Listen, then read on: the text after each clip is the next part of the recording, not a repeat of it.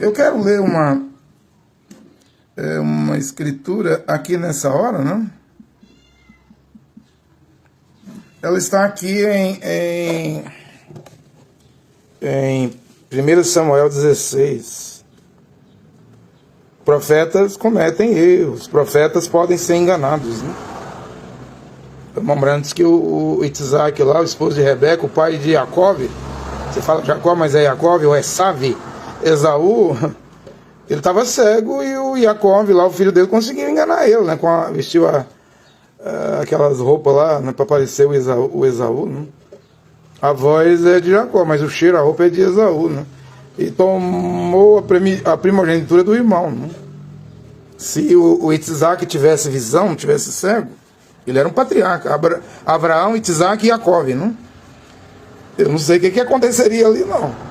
E aí estamos aqui diante de um texto da Bíblia, em 1 Samuel 16. Eu quero ler nesta hora aqui. E quando eles chegaram, Samuel viu Eliabe. Eliabe era um dos 7 filhos de Jessé, né? Um dos filhos de Jessé. E pensou, o profeta pensou. Você vê, Samuel, para mim, é um dos maiores profetas da Bíblia, né? Depois do profeta Moisés, Moshe, Samuel, né? Olha, ele pensou, o profeta tem pensamento, né? Ele pensou que aquele seria o rei. Deveria ser bem grande o Eliabe, né? Alto, bons ombros, boa altura, força física, né? Músculos, né? Musculoso. Ele pensou, esse homem que está aqui na presença de Deus, Jeová, Adonai, certamente é aquele que Adonai tem escolhido, né, para ser rei no lugar de Saul. Outro dia eu preguei aqui, alguém se escandalizou, e eu disse que Deus pode ter te escolhido para a vida eterna. A parábola do banquete nupcial, das bodas, diz isso, né? Mandou os convites, os convidados não vieram, aí Deus substituiu. Deus substituiu por outros, né? Deus pode ter te escolhido para a vida eterna, você recusa, Deus coloca outro em seu lugar. Você não vê, Deus escolheu o rei Saul, ungiu através do profeta Samuel como rei de Israel. Mas ele era rebelde, ele não obedecia ao Criador, Jeová, o único Deus, por completo. Então o Criador resolveu substituir o rei Saul por um homem melhor do que Saul, que é Davi. Mas o profeta Samuel, achou que o irmão de Davi, Eliabe, era o escolhido, esse homem que está aqui na presença de Deus, Eliabe, porque o Jessé foi passando os filhos, né? Adonai certamente está na presença de Adonai, certamente é aquele que Adonai escolheu, mas Adonai disse ao profeta Samuel, não se impressione com a aparência nem com a altura desse homem, eu o rejeitei, porque não julgo como as pessoas julgam. Eles olham para a aparência e Jeová falou para Samuel, eu vejo o coração. Então, se o Criador não corrige os pensamentos ou o que Samuel ia fazer, Samuel ia ungir rei o Eliabe, irmão de Davi, porque ele achou que era um erro, mas Deus não permitiu, corrigiu a tempo, né? Como Natan, o profeta, mandou Davi fazer o que estava no coração do rei Davi, que era construir o Beit Amigdash, o templo. Davi tinha todo o material, mas à noite Jeová foi na casa do profeta Natan, disse, vai lá no meu servo Davi, é quem eu amo muito, diga a ele não vai construir minha casa, né? As mãos dele estão cheias de sangue, de Urias, inocente, né? Marido de Betseba, que ele colocou na frente da batalha, além de cometer adultério com a mulher de Urias, provocou a morte de Urias, né? Não vai fazer minha casa. Você vê? E não fez. Diga a ele que eu amo muito. Quem vai construir para mim é o filho dele que vai nascer lá, o Salomão, né? Ou já tinha nascido, não sei, tem que ler lá na Bíblia.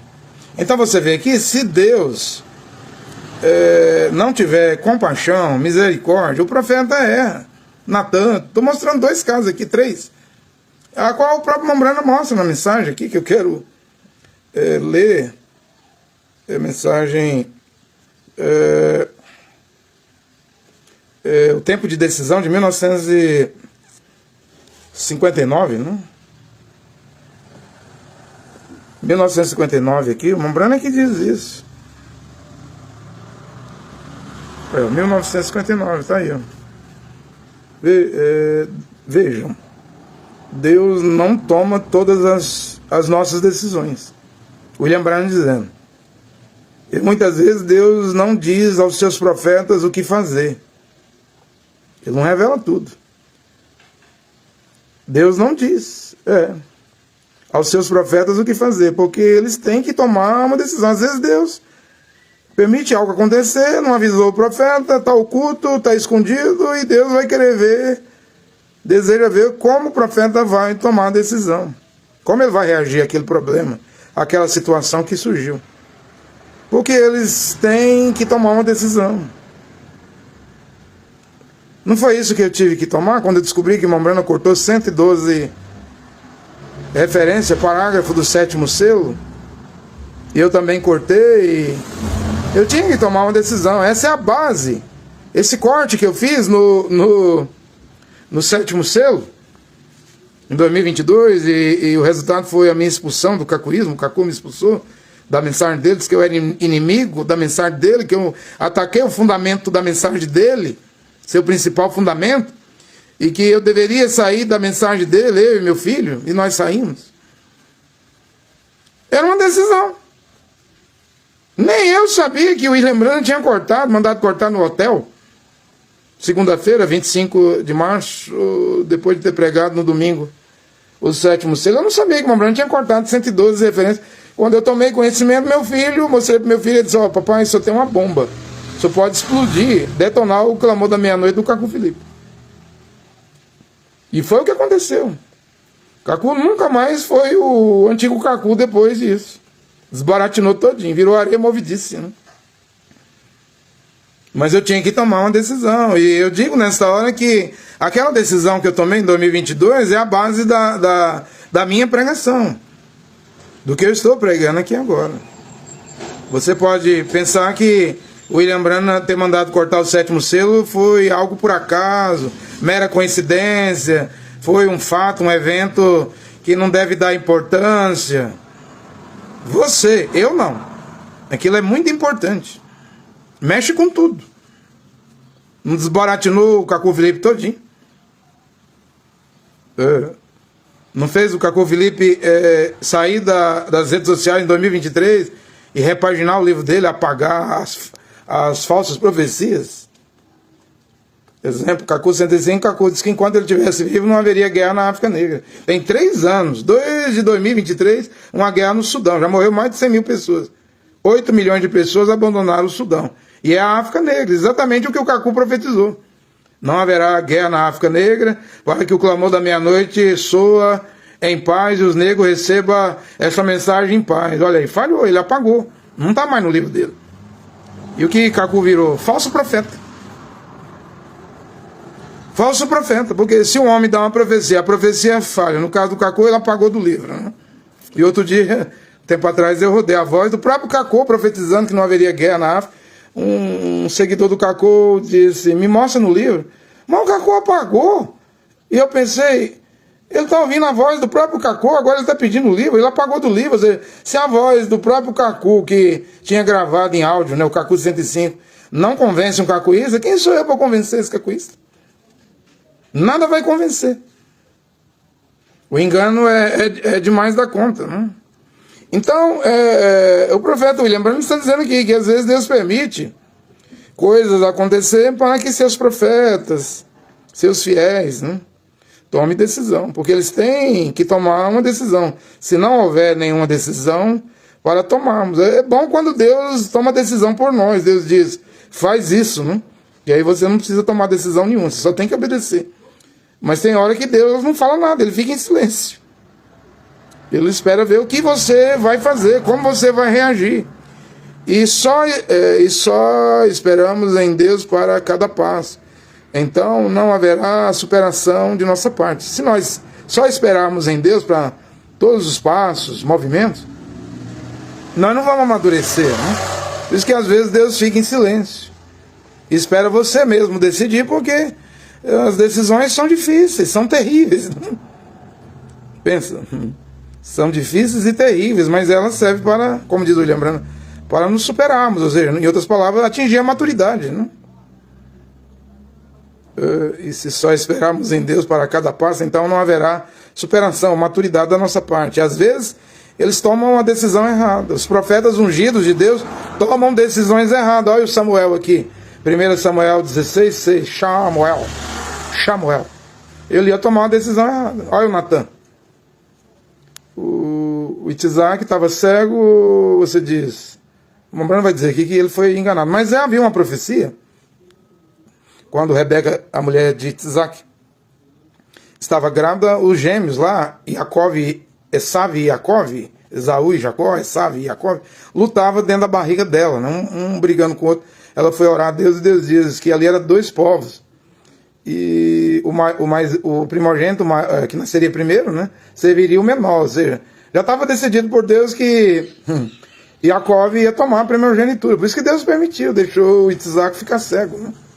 Mas Isaac não sabia que era Jacó, né? Os profetas ungidos de Deus tomam decisões erradas.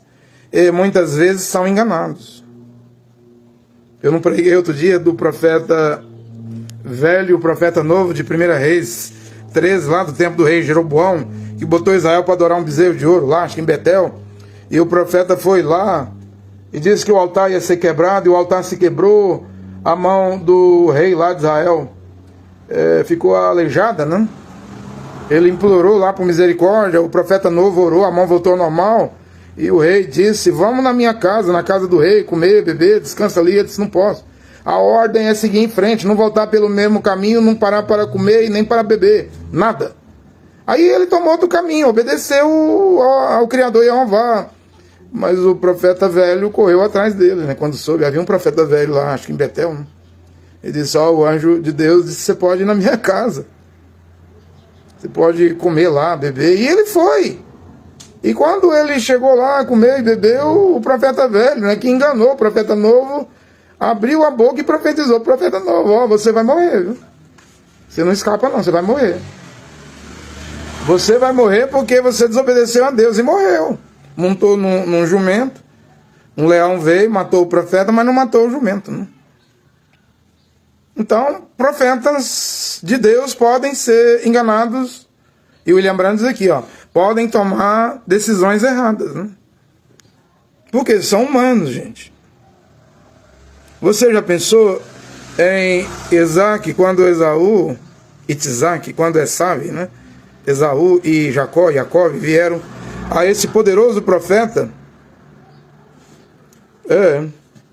do Senhor, assentado ali, fisicamente cego, naquele momento espiritualmente cego. E Jacó colocou um pedaço de pele de ovelha ao redor do pescoço, e vestiu o manto de Esaú, de sorte a exalar o cheiro do campo. E seu pai, com as suas mãos proféticas postas sobre seu filho, foi espiritualmente enganado por seu filho, Jacó, né? Mesmo sendo um profeta. Ele dizia, a voz é de Jacó, o cheiro é de Esaú, né? A voz é de Jacó, o cheiro é de Esav. Como o profeta, não fala Elias, mas Eliseu, o poderoso homem de Deus, quando a sunamita chegou correndo em prantos, Eliseu, não fala Elias, mas Eliseu. Mas não vamos condenar, presta atenção. Porque aqui o profeta William Branham vai dizer que o filho da sunamita morreu, e nem o profeta Eliseu sabia que o rapaz tinha morrido, né? Quer dizer, Deus escondeu a informação do profeta Eliseu. Nem tudo Deus revela aos profetas. Aí é quando Eliseu vai lá ressuscitar o menino, né? Então,